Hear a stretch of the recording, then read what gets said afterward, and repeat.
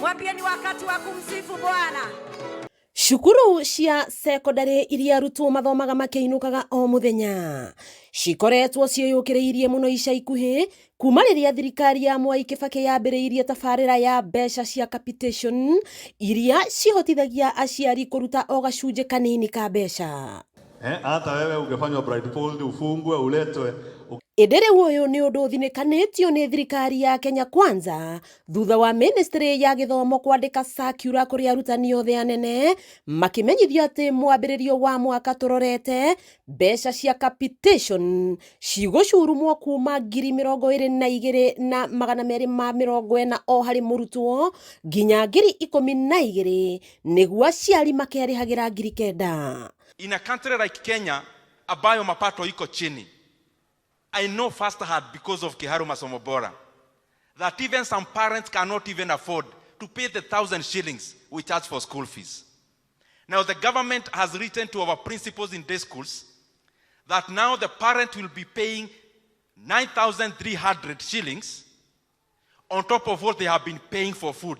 Mubunge wa KIHARU Ndindi Nyoro akihithuria ati uyu ni mubango wa kunina mathomo matari marihi uria wambiriirio ni President Mwai Kibaki na iguru wa uguo kuhinyiriria aciari na kumatitikithia mirigo mirito wa kahinda gaka marituheirwo ni garama ya muturire.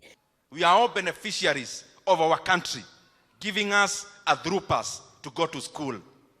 We cannot digress. We cannot go back. And I have seen there is a penchant.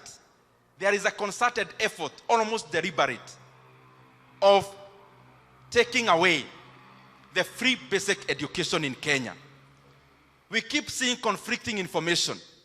This person in government says this other one says this other one says this.